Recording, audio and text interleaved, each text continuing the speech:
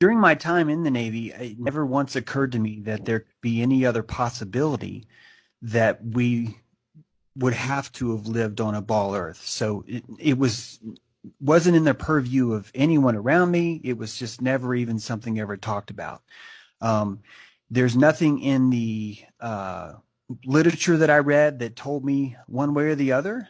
But in hindsight, this is all in hindsight. It's Hmm. only when I look back that I can tell you that everything that we've done to measure sound, everything that we do right now in the open market, things that I can talk about, the actual passive acoustic equipment that's available or the active sonar equipment that's available, all of them do rely on the concept of a flat Earth, even though they don't explicitly say that. Hmm.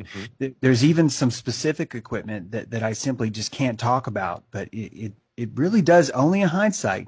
I realized this would only work if we're living in a flat environment. In fact, all of our charts were based off that.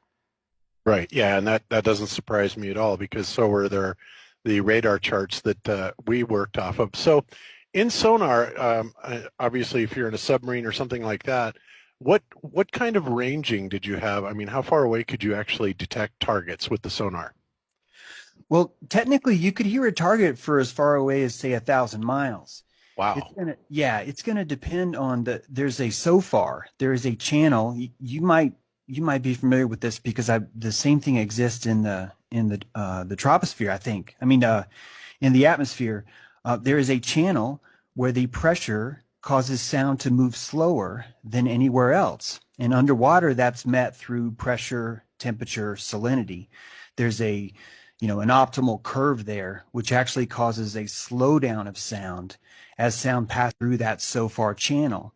So that channel acts as a sort of an underwater internet for whales, for really anything. Anyone who wants to communicate underwater could pump their sound into that SOFAR channel, and it's going to travel for thousands of miles. To me, that alone is a flat Earth proof. There is a consequence of sound being wrapped around a donut versus sound being able to just permeate straight. However, it's not exact enough where I've gotten in enough arguments with people where I can't just like flip this card over and go, ha ha, see here, Right. here's the perfect proof for that. So that's just one element of underwater acoustics. There's really two types of sonar. There's an active sonar and a passive sonar.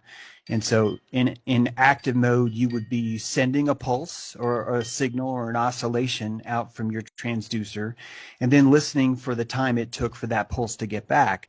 That would give you a very active, not only vector of where your target is, but more specifically, it would give you a distance and a range. And that's really is what's crucial for underwater.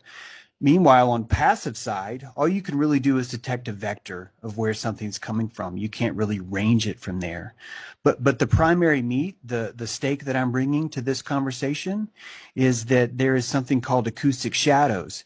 And these acoustic shadows, I'm sure there's a same thing in the radar. There are radar shadows where if you're hitting a direct target, anything behind that target is going to be blind.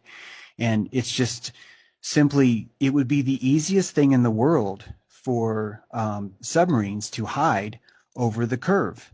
I don't see how they would ever be able to be found simply because they could stay low enough on the bottom where there's a hump of earth between them and the person trying to hunt them.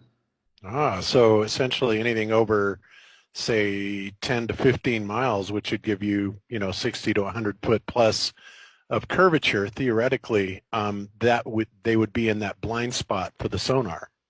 Exactly. And what I'm quoting here, this is all standard. You can Google this and look it up. This is just, how any kind of underwater submarine you would buy off the market, their sonar equipment, or if you were to build your own. This is just how transducers work. Yeah, there's going to be shadows and you're going to be blind behind those shadows, and a hill or a hump at the bottom would be that giant shadow. Okay, wow. That's very interesting. I never thought about anything like that before.